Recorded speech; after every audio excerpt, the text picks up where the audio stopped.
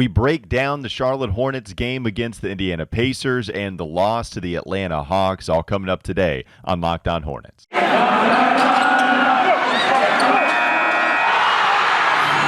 Locked On Hornets, your daily Charlotte Hornets podcast, part of the Locked On Podcast Network, your team every day. In a minute, cuz we live.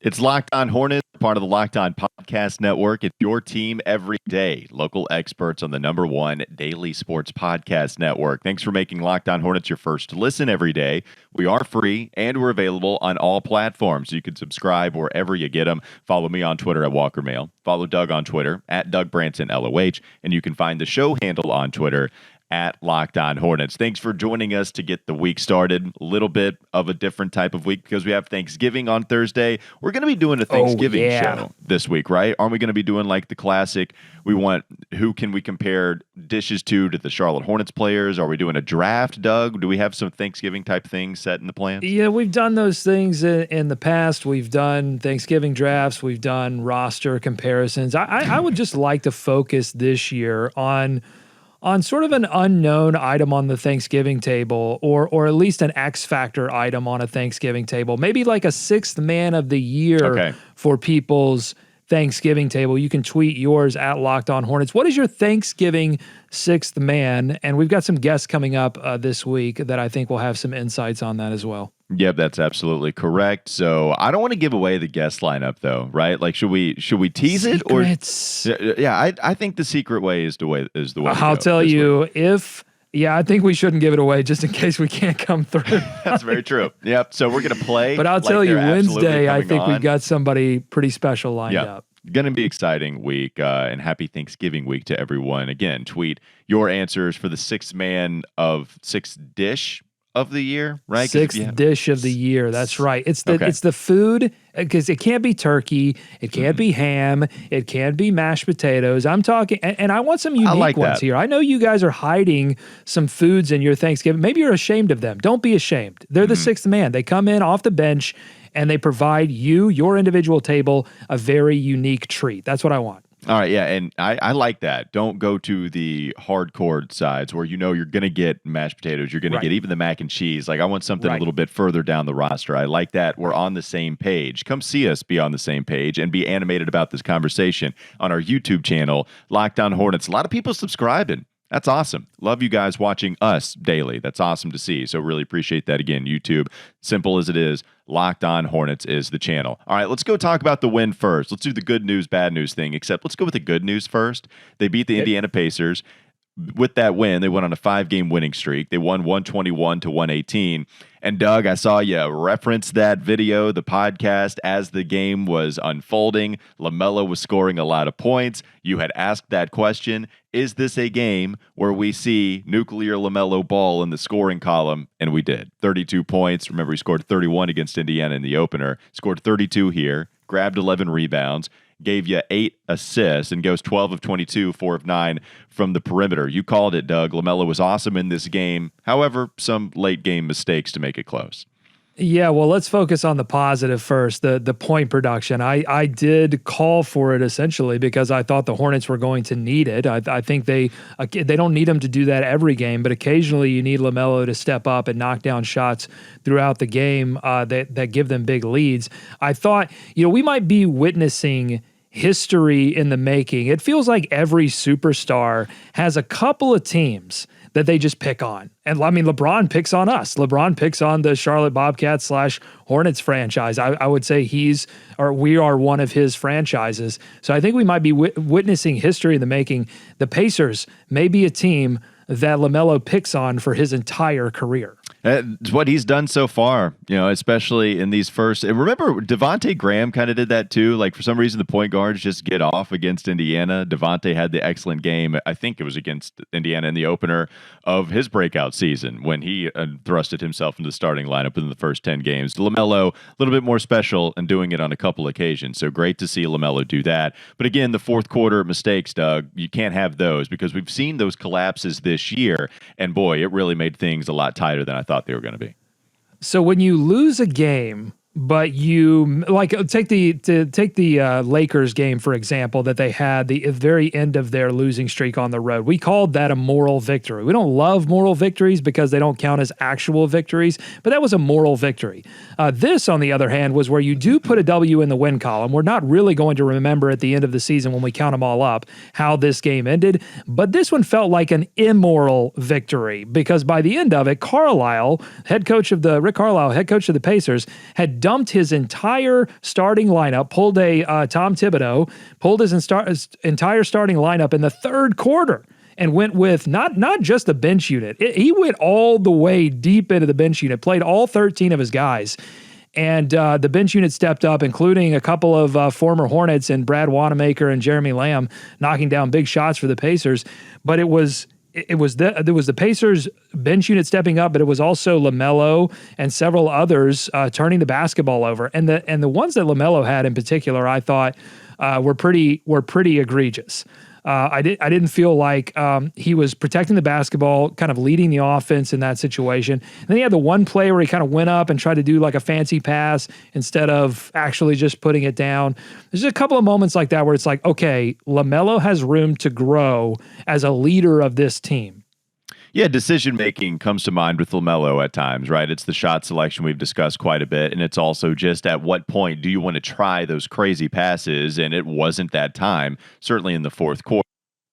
Defense allows Indiana to score 33 in the fourth, and it's only scored 23, but again, they come out with the 3-point victory. And you mentioned a couple of those guys going off. How about Jeremy Lamb in 16 minutes? Scored 23 points, going 4 of 7 from deep, hit all 7 of his free throws. Here's a question we were pondering before we started recording. Do Hornets fans like Jeremy Lamb, or do they care about Jeremy? You can't dislike Jeremy, right? I don't think that they care deeply about Jeremy Lamb in a way that they care deeply about Kemba Walker. But at the same time, Jeremy Lamb provided moments that I think some Hornets fans will never forget. I mean, the three-quarters buzzer beater against the Toronto Raptors, he had a few of those just big-time shots that Hornets fans will never forget. Also, Jeremy Lamb was kind of a player who grew within the franchise. And you always love those guys, right? You love the guys that you take and they're not quite where they need to be career-wise, and then they grow within your franchise. And that's what happened with Jeremy Lamb. So always a soft spot, but I don't think we care. But he cared. He cared enough to drop 23 on the Hornets. Yeah, and it's unfortunate the injuries have held him back in his time with Indiana. I actually think Charlotte really likes Jeremy. He's not a star, but he also embraced Charlotte. Remember, he would go to the corner pub. That was his spot. Loved playing darts. He also had his baby, the gender reveal party on the side of the apartment building next to Romar Bearden Park. Do you remember that? Where it lit up? Yeah. Yeah, the view. That's right. It lit up in all pink to signify that he was having a girl. Marvin Williams was there. And Jeremy, remember, Lamb face was a thing. All the funny GIFs that was put out there because of Jeremy's reactions to something. Jeremy was a character in the Charlotte Hornets book. It's true. I mean, it's funny the players that embrace Uptown. There are players that embrace the city, and then there are players like Kemba who really embrace the city as a whole, but not necessarily Uptown. He was more of a suburb cat. He still lives there, I think. Yeah. And then there are certain guys that come in and they know they're not going to spend their whole career here, so they're like, I'm going to go to Uptown and have some fun. Yeah, absolutely. Go have some fun, man. So Jeremy Lamb scoring 23 points, and at least Charlotte gets it done there. 5-game winning streak. At least they have that kind of goal, right, to win 5 games in a row. And then the next day, they would lose to the Atlanta Hawks, and we'll get to that in just a moment on the Locked On Hornets podcast. But not before I mention Prize Picks. Have you ever heard about Prize Picks? It's a daily fantasy sport app made easy. I love this. I know you will too. Prize Picks has the best NBA DFS prop game on the market. Prize Picks offers more NBA props than any other DFS prop operator and offers all the superstar players as well as bench players, only recording a handful of minutes each game. Prize Picks offers any prop you can think of, from yardage to touchdowns, even interceptions thrown in the NFL. All of your users that deposit and use your promo code will receive a 100% instant deposit match up to $100. Just be sure to use promo code NBA. You can pick 2 to 5 players and over/under on their projections, and you can win up to 10 times on any entry and it's just you versus the projected numbers, so you don't have to go up against any kind of funny business. Entries can be made in 60 seconds or less. It's that easy. Prize Picks is safe too, and it offers fast withdrawals. So don't hesitate. Check out prizepicks.com and use promo code NBA, or go to your app store and download the app today. Prize Picks is daily fantasy made easy. All right, not done yet. There's another product I want to discuss with you. It's DirecTV Stream, because you know how familiar this is. You've got one device that lets you catch the game live, another that lets you stream your favorite show. Then you're watching sports highlights on your phone, but you have your neighbor's best friend's login for all of that stuff. I want to tell you about a simple way to get all that entertainment you love without the hassle.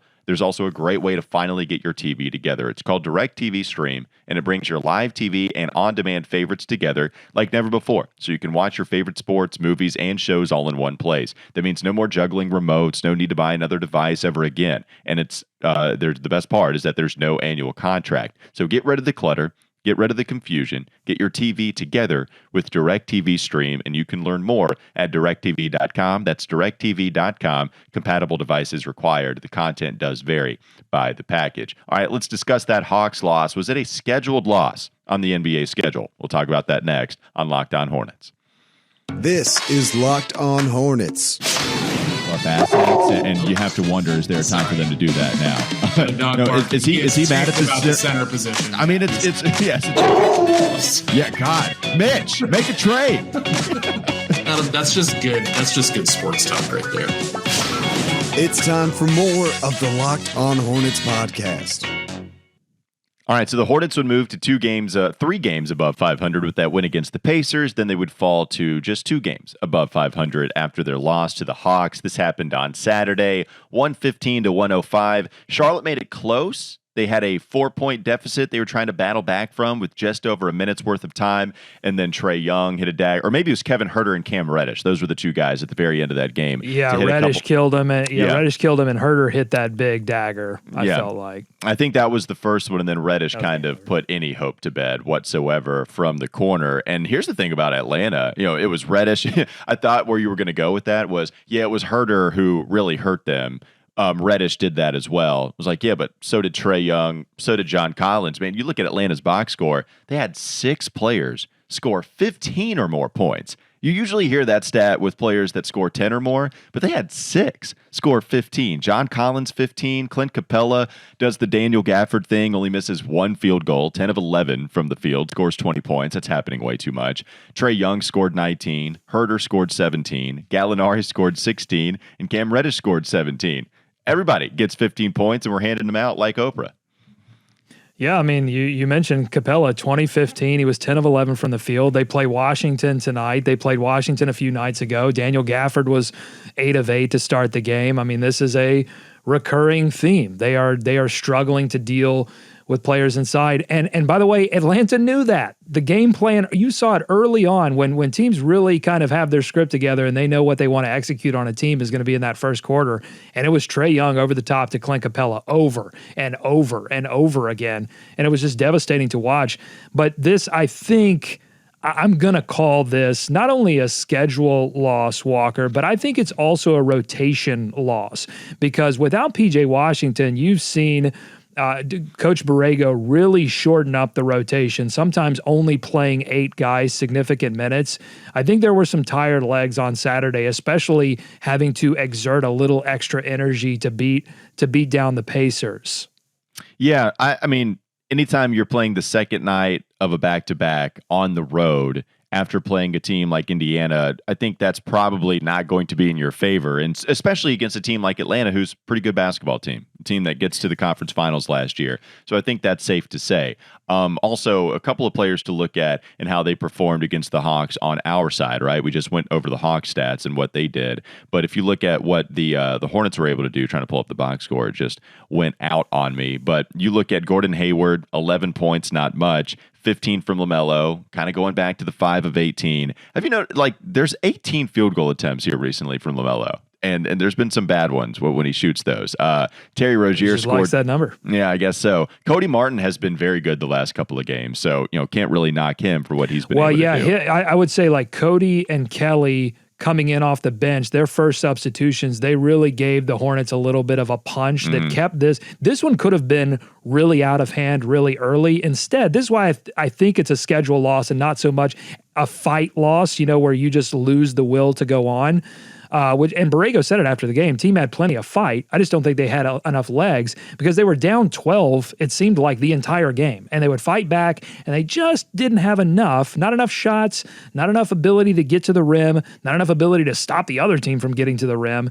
It just felt like they didn't have the legs to get this one done. All right, Doug, you declared that Terry Rozier was a certified gamer, and you were very clear on that. How do you have to do this to me? You also declared that he was back. And you did that with emphasis after scoring 18, 20, 19, all in a row, good field goal percentage. Since then, 4 of 9 against Indiana, 4 of 13 against the Hawks. The three-point shot continues to be not only a problem, but a really big one. I mean, he is not shooting the ball well at all this season. Are you walking that back, your comment that Terry Rozier was back? Yeah, I think I'm ready to take it back. It's been difficult, and you're right. It's all. I think most of it is the 3-point shot. Although I would say I think he got less minutes late in the game against. I want to say it was against Indiana or perhaps against Washington because he was also turning the basketball over and making just bad, not turning the basketball over, but just making bad decisions with the basketball. He tends to kind of take some ill-advised shots when his 3-point shot isn't going down and he's trying to get going. And I do feel like he wants to be the closer, and sometimes that want to can run into the fact that he's not having a great night. Sometimes it works. I mean, you've seen him recover from a bad first half plenty of times, but then sometimes he doesn't, and it could really hurt the team late in the game. It's been difficult to watch. I really just hope it gets figured out because there are fans on Twitter right now looking at Terry Rozier, and I think not terribly unfairly asking the question, hey, what about book night? We're seeing some big eye-popping stats in Greensboro, and then we're seeing what's happening with Terry Rozier. I think it's getting less unfair as time moves on. That's insane, though. I mean, think about that. Terry Rozier gets this massive contract in the offseason, an extension to remain here with Charlotte, and now we're asking for a guy that hasn't seen any time, that was drafted in the first round this season, to maybe get some time as well because Terry's just struggling. Is this something that you view where you're trying to take away Terry's minutes because you want to see James Bouknight? And that's the thing, too. Like Cody Martin, we just praised for playing pretty well. The 3-point shot where he's not set all that well and he still hoists it up and actually makes it, that's not something Cody Martin is doing frequently even now, but not even attempting last year. And one that I don't think we're certain that Bouknight could do on the NBA level yet. Yeah. But the uncertainty, that's what piques people's interest. They're interested in what they don't know and what they can't see. It's like the franchise is hiding Bouknight right now, and I think fans are looking at it and going, "Hey, I'm seeing what Rozier is not doing. Quit hiding Bouknight away in Greensboro. I want to see what he can do." But I think the bottom line is that maximum Terry Rozier is going to be more successful for you than even like meets expectations Bouknight in his rookie season. So that's why I think the Hornets have to, as tough as it is sometimes to watch these 3-point shots not go in, I think they've got to stick with it at least for a little while, and see if they can pull Terry Rozier out of this nosedive, because it's all across the board. It's in his PER, it's in all the advanced statistics. Like, he is not even close to the level of production that he had last season. All right, Doug, I know you have some stats for my face coming into this game with Washington. Round 2, the Hornets were able to beat Washington in this 5-game winning streak that they just recently went on. And you've got some stats about maybe the Wizards, just overall about the Charlotte Hornets. This is some Wizards stats, some Hornets stats, some overall stats. I'm getting these from yardbarker.com. Want to give them credit, but love these stats here. These are some stats for your face.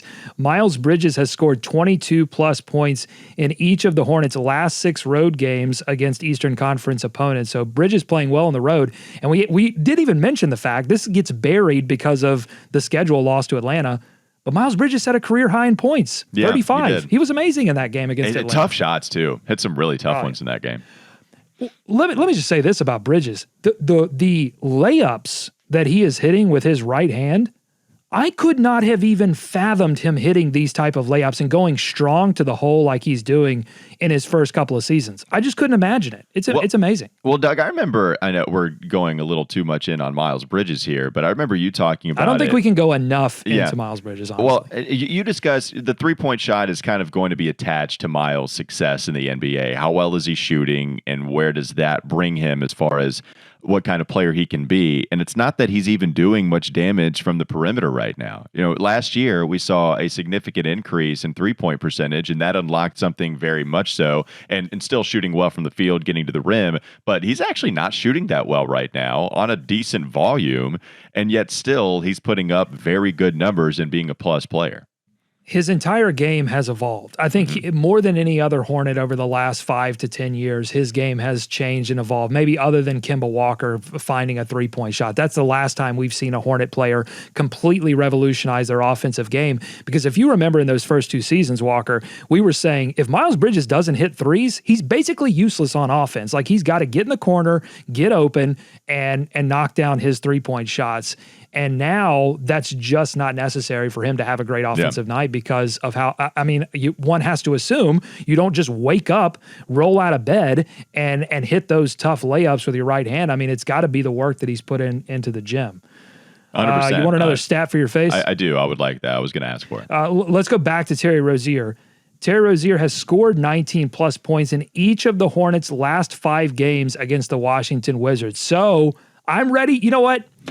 I'm ready to declare. I'm ready to declare Terry Rozier will be back against the Washington Wizards. Yeah, you have more declares than Andy does on The Office playing that game in Savannah. All right, let's talk about Built Bar before we head to the next segment here on Locked On Hornets. I love Thanksgiving. In fact, we just had to have an impromptu Thanksgiving because of some different trips we're going to be taking this week, and it was fantastic. The turkey, the good food, the mashed potatoes, all of that great stuff. But one thing that you need to start thinking about for dessert might be Built Bar. It could be the new holiday dessert. Feast on something delicious and feel good about it so you don't have to eat that slice of pie that's up to like 300 calories, and that's really on the low end. Instead, you can indulge in a Built Bar that only has like 130 calories, only 4 grams of sugar, but it's high in protein and it's high in fiber. There's nothing like a Built Bar Black Friday too, so mark your calendar. Black Friday will be a huge event with all sorts of surprises that you can indulge in. A lot of those different flavors, the grasshopper cookie, the limited time flavors, but also the staples like double chocolate, even the fruit and intersection of chocolate and fruit like banana, orange, raspberry. It's also good. Go to Built.com, use promo code LOCKED15, and you'll get 15% off of your order. Use promo code LOCKED15 for 15% off at Built.com. Enes Kanter had some very critical comments about Michael Jordan. We get into that coming up next on Locked On Hornets. This is Locked On Hornets. Have you ever had that one little bug that's just like, it's not completely out, but it's like kind of dangling in there, and then you try to sniff it back up to go away for good, but it'll keep popping back? That's what I'm going through right now. It's time for more of the Locked On Hornets podcast. Thank you for playing that bump heading into this type of segment, Doug. It's extremely appropriate, and I appreciate you picking the one that perfectly matches what we are about to talk about. So, Enes Kanter, as I mentioned, very critical of one Michael Jordan. And where did he appear, Doug? I know the video clip. He appeared on one of the news channels to discuss this. What was it? This was CNN. Yeah. So I don't know which CNN program. I'm not a CNN aficionado, but it was a CNN program. All right, so here's the clip, and I saw Nada quote tweet this discussing Enes Kanter's comments about Michael, but just go ahead and play the clip, Doug, so people can listen to it. LeBron James is one of them, but not many people are talking about Michael Jordan. Michael Jordan hasn't done nothing for the black community in America besides just giving them money. I feel like we need to call out these athletes. At least LeBron James is going out there and being the voice of all those people who are oppressed in America. But Michael Jordan has not done anything for the black community because he cares too much about his shoe sales all over the world and America. So I feel like we need to call out these athletes and not be scared of who they are. I know, I imagine a lot of people in the Black community would disagree with that, and we'll have to put those allegations, those strong allegations that you just made. So there you have Enes Kanter saying Michael Jordan isn't doing enough for black people. And as you heard, the anchor kind of refute that a little bit, at least in the opinions of black people. Well, hold on now, because I think this gets to part of the issue. It's not that he said that he's not doing enough. He said he's doing nothing. Yeah. Yeah, and so you heard all of that from Enes. And look, we've talked about this with Nada quite a bit. We also have to acknowledge that we've got two white guys on this show about to dive into this subject where we are trying to dictate what Michael Jordan is doing for the black community and what he's not doing. And so we have to keep that in perspective that we are two white guys discussing this. But as you have Nada, former host of this podcast and if not even friend, family member of the podcast, obviously, quote tweeted that and said, one, Enes ignoring the human rights violations in this country where he could be helping African Americans, but instead is focused on China. That's funny, but predictable, right? And he's also saying that, for the record, Michael Jordan has bankrolled 2 low-cost clinics in the blackest remaining areas of Charlotte.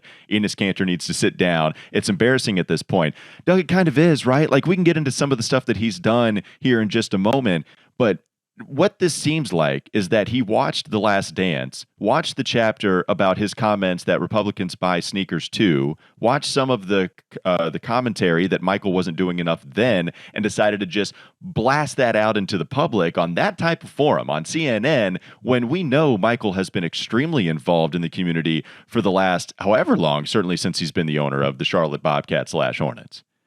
Yeah, and you could hear the anchor at the end sort of raise an eyebrow at how strong those allegations were. I don't think that Enes Kanter necessarily needs to sit down, but I think he does need to, if you're going to level that kind of allegation that someone's not doing anything for a particular community, then you need to make sure that you have your facts straight, that you understand that he actually has not done anything.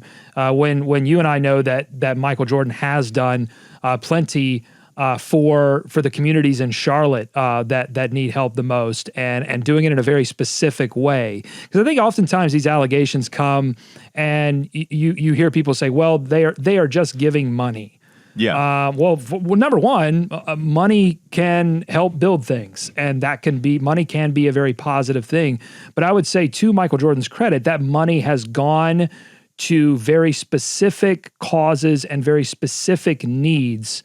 In a way that you don't often see from philanthropists. So let's take a look at this real quickly. I'm actually kind of fascinated in the transition of Michael Jordan in this very subject because I think there's been a big transition. We can go back to that time. We can watch The Last Dance and we can look at some of those criticisms. A lot of it was centered around the Harvey, Gantt, Jesse Helms mayoral race and the fact that Michael Jordan didn't want to donate, didn't want to put money forth on Harvey Gantt, or at least publicly endorse him. I actually think he did put money on that campaign, and he would clarify that. But he didn't want to publicly endorse Harvey Gantt, and the comment was that he said Republicans buy sneakers too. So he didn't want to mess with his money by coming out and publicly endorsing what could have been the first black mayor of Charlotte. And instead, Jesse Helms wins, says, and just an outright overt racist. And a lot of people were angry at Michael. Look, here's the thing.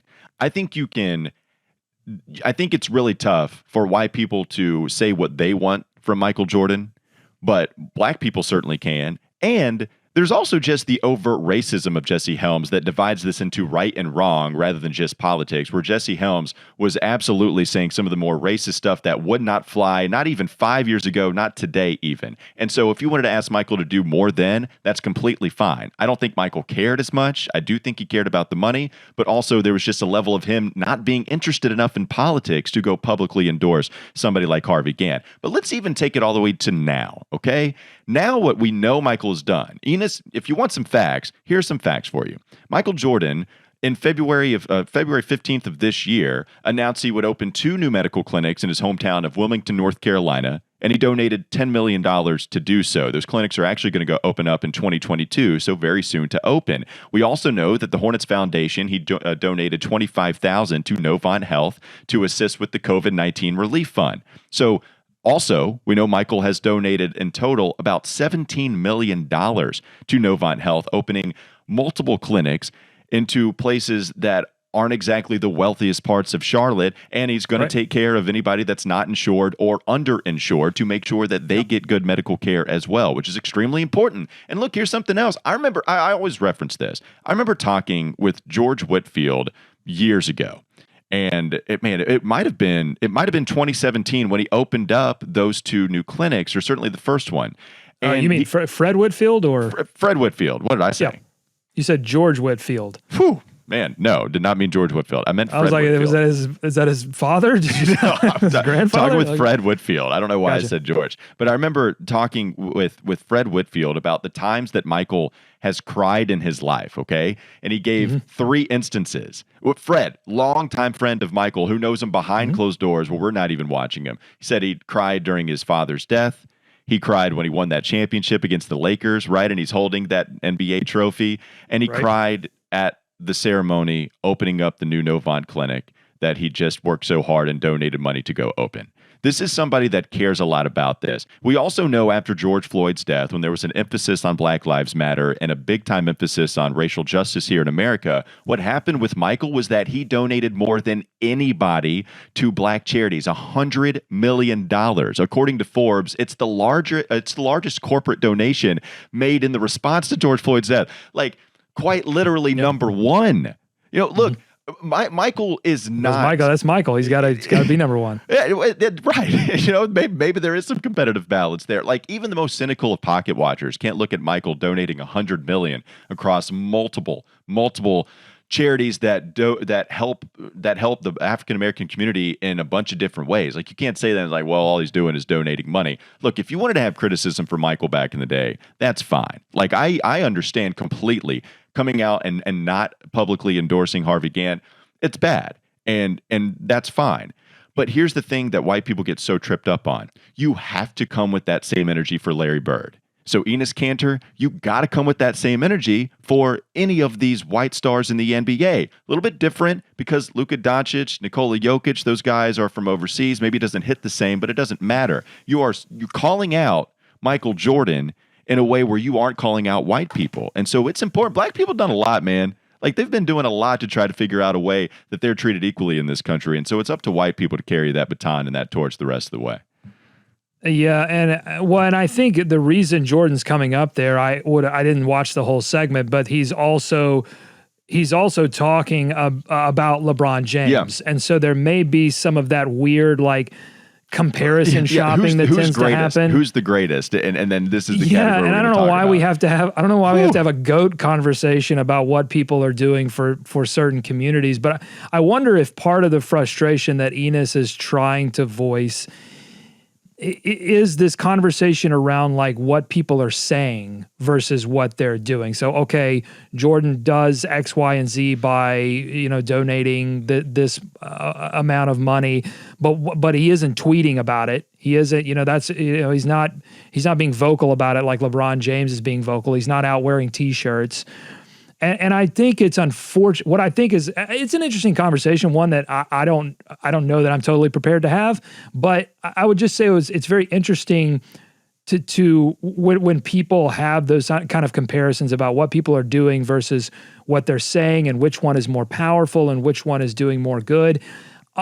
I just wish that in this particular situation, Enes didn't feel the need to tear Michael Jordan down in order to prop other people up in a way that's just not true, like lying. In a way that's exactly. And again, his accusation was that Jordan has done nothing, and that's where he fundamentally is incorrect. And I think the anchor there calling him out rightly, and I think we have to continue to set some records straight, because I think people do watch The Last Dance. They do have just sort of a baseline understanding of what Jordan has said over the years, or not said over the years, I guess is more to the point. And they don't have an understanding about what he has actually done to help underserved communities. Well, and look, man, like there's other things we didn't even mention. Opening up the Spectrum Center as a place where you can go vote. They were the second team to do that. Atlanta was the first, and then the Charlotte Hornets, they followed suit immediately. They embrace African American history within, like Michael has done a lot here recently. In fact, I would say more so than any owner. And look, that's something that might be a little reckless, but man, I can't think of anybody at the top of my head, at least right now, that has done more than what Michael has in the sense that benefits African Americans in this country, and quite literally so from a corporate donation of $100 million. If you just want to go to straight monetary value, bam, you're done. Michael's already number one. And then even doing even the tweet, like Michael comes out with statements against oppression in this country. He comes out in response to Donald Trump's comments. He comes out in response to the deaths of a Jacob Blake or a George Floyd. Like, he makes statements, and pretty immediately so. It's just not true anymore, okay? Like, it might have been true in the 90s. It really might have, and we have specific instances to back that up. But it's changed from Michael, and I think that's something that we need to continue to take note of. All right, are we done? Do we have any other weird, unnecessary, and inappropriate bump that we want to go to at the end, or should we just go ahead and? I got plenty of those if you want them. By the way, in all fairness to Fred Whitfield, there is one other famous time that Michael Jordan cried, and that was at the Hall of Fame, ceremony. That might have been it too. That might have been it. And did he mention that? Well, since then, even like that interview was, man, I was just breaking onto the scene. That was like 2017, something like that. Mm-hmm. But he even cried in front of us with with Kobe's funeral. Attending that and speaking in part of Kobe Bryant. So yeah, Listen, people do things in their own way, and I just this comparison shopping, this judging how people, flex their power, I think is just a very tricky situation. And Enes sort of found himself on the trickier side of it. Yeah, and he's got an interesting background as well, right? Fighting for people trying to get out of a country like Turkey. And I think I forgot to mention that when you were just talking about Enes early on, is that Enes,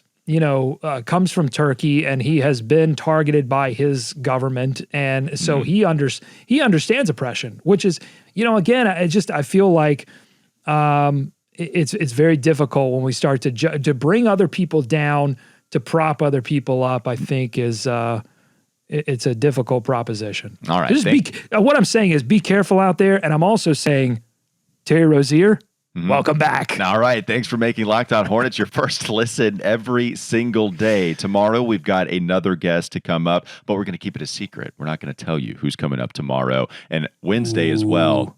Got a good one. Look, I'm excited about this week. Thanksgiving comparisons, sixth dish of the year, and a couple guests we'll be bringing at you coming up this week. Now make your second listen Locked On Fantasy Basketball. Josh Lloyd hosts the #1 daily fantasy basketball show on the planet. It's free and it's available on all platforms. Thanks so much for listening to Locked On Hornets, and we'll be back with you tomorrow.